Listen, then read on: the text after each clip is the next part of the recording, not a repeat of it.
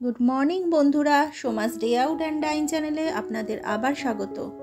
আজকে আমি যে রান্নাটা করছি সেটা মোচার ঘন্ট নয়, মোচার বড়ার ঝোল। এটা একটা অন্য স্বাদের রেসিপি, খেতে খুবই টেস্টি হয়। আপনারাও সবাই একবার করে দেখবেন। প্রথমেই আমি ফ্রাই প্যানে 3টে শুকনো লঙ্কা একটু আগে ভেজে নেব। তারপরে গোটা ধনে আর গোটা জিরে শুকনো খোলায় ভেজে নিয়ে এরকম ঠিক ভেজে নিয়ে একটু মিহি পেস্ট নয় মানে গুঁড়ো করে রাখবো। আমি মোচাটাকে আগেই সেদ্ধ করে রেখেছিলাম। সেদ্ধ করে এটা একদমই জল ঝরিয়ে নেব, এর মধ্যে যেন একটুও জল না থাকে। দেখুন ঠিক এইভাবে মোচাটার মধ্যে যেন একটুও জল না থাকে। 4টে আলু আগে থেকেই সেদ্ধ করে রেখেছিলাম, সেই 4টে আলুকে ভালো করে এই মোচার সাথে চটকে নেব, একদম এর সাথে যাতে আলুটা মোচার সাথে মিশে যায়। ঠিক এইভাবে মাখতে হবে। এরপরে যেটা দেব, এর মধ্যে পরিমাণ মতো নুন আর 4 চা চামচ মতো আমি বেসন দেব। বেসনটা দিলে এর মধ্যে একটু আটো আটো ভাব আসবে, মোচার বড়াটা ভালো হবে। আর যে ভাজা মশলাটা করে রেখেছিলাম সেই ভাজা মশলাটা আমি এখানে 3 চা চামচ মতো দিয়ে আবারও ভালো করে এটাকে মাখতে থাকবো। মাখাটা যেন খুব ভালো হয়, আমি এটা হাত দিয়েই মাখবো। হাতটা আমি আগেই ভালো করে ধুয়ে রেখেছিলাম। এবার ফ্রাই প্যানে আমি তেল দিয়ে মোচার বড়াগুলো আমি পেঁয়াজির মতো করে ভাজবো। এই সময় গ্যাসের আঁচটা যেন লো ফ্লেমেই থাকে, তার কারণ হচ্ছে হাই ফ্লেমে করতে গেলে মোচার বড়াগুলো ওপর দিকটা পুড়ে যাবে, ভেতরটা ভাজা ভাজা হবে না, কাঁচা কাঁচা থাকবে।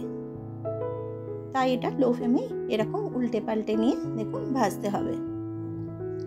এটা একটু নরম নরমই থাকবে, সেই জন্য খুব সাবধানে এটাকে উল্টাবেন।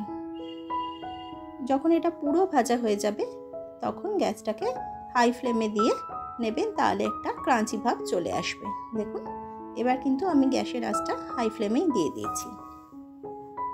ঠিক এইভাবে ভেজে নেব। এটা কিন্তু শুধু শুধু খেতেও ভীষণ ভাল লাগে, তরকারি না করে গরম গরম যদি এটা শুধু খান, এটা খেতে সত্যিই খুব ভালো লাগে।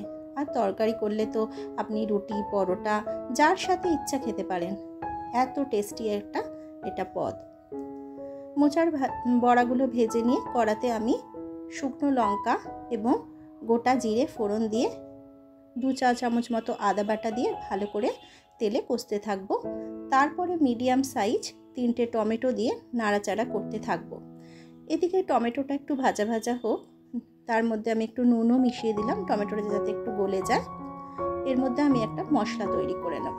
মশলার মধ্যে আমি কাশ্মীরি মির্চ, হলুদ গুঁড়ো, জিরে গুঁড়ো, ধনে গুঁড়ো আর এমনি শুকনো লঙ্কার গুঁড়ো দিয়ে একটা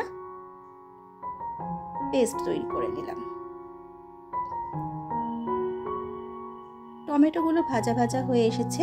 আমি 3টে বড় সাইজের আলুকে টুকরো টুকরো করে কেটে রেখেছিলাম। আমি আলুগুলো এখানে একটু মাইক্রোওভেনে সেদ্ধ করে নিয়েছিলাম, আমার খুব তাড়া ছিল বলে। আপনারা এটা সেদ্ধ না করে আলুগুলো ভেজেও করতে পারেন, সেটাও খুব টেস্টি হয়। টমেটোগুলো এখানে গলে গলে এসেছে এবং আলুগুলোও ভাজা ভাজা হয়ে এসেছে। আমি যে মশলাটা করেছিলাম সেটা এর মধ্যে দিয়ে দেবো। আলু এবং মশলা দুটোকেই ভালো করে নাড়তে থাকবো। কি সুন্দর দেখুন একটা কালার এসেছে। আলু এবং মশলা থেকে যখন তেল ছেড়ে দেবে নাড়তে নাড়তে, তখন আমি এর মধ্যে জল মিশিয়ে দেবো। আলুগুলো আমার আগে থেকেই এখানে একটু সেদ্ধ করা ছিল বলে বেশি সময় লাগেনি আলু সেদ্ধ হতে। আপনারা এখানে একটু ঢাকা দিয়ে আলুটা সেদ্ধ করে নেবেন। আমি এখানে জল মিশিয়ে দিলাম। জলটা আপনারা একটু বেশি পরিমাণেই দেবেন, কারণ যেহেতু এখানে মোচার বড়া, সেহেতু মোচার বড়ায় জলটা টেনে নেবে তরকারির, সেই জন্য জলটা একটু বেশি পরিমাণেই দিতে হবে। দিয়ে আমি এখানে নুন আর একটু চিনি মিশিয়ে নিলাম। যেহেতু এটা নিরামিষ পদ, একটু চিনি না দিলে তরকারির টেস্ট হয় না। দিয়ে 2 মিনিট মতো রেখে আমি কভার করে রেখেছিলাম। তারপরে নাবিয়ে গরম মশলার গুঁড়ো আর উপর দিয়ে ধনে পাতা কুচি ছড়িয়ে দিলাম। এখানে মোটামুটি আমার তরকারি রেডি হয়ে গেল। এখানে ঝোলটা কিন্তু আমি একটু বেশিই রাখবো। এর মধ্যে কিন্তু আমি মোচার বড়াগুলো দিয়ে ফোটাবো না, আপনারা এই পদ্ধতিতে মোচার বড়াটা দেবেন। প্রথমে যে আলুর ঝোলটা করে রেখেছিলাম সেই আলুর ঝোলটা একটা বলে রাখবেন, তারপরে মোচার বড়াগুলো এর ওপর দিয়ে দেবেন। তাহলে মোচার বড়াগুলো গলে যাবে না, তরকারি ঝোলটাও ঢুকবে এবং মোচার বড়াগুলোর একটা ক্রাঞ্চি ভাবও থাকবে। আমি যে ভাজা মশলাটা একটু বাছিয়ে রেখেছিলাম ওপর দিয়ে এটা তার উপর দিয়ে ছড়িয়ে দেবো। এটা আপনারা একবার করে দেখবেন এবং আমাকে কমেন্টে লিখবেন এটা কেমন হয়েছে। যদি আমার চ্যানেলটা ভালো হয়ে থাকে এটাকে সাবস্ক্রাইব করে দেবেন।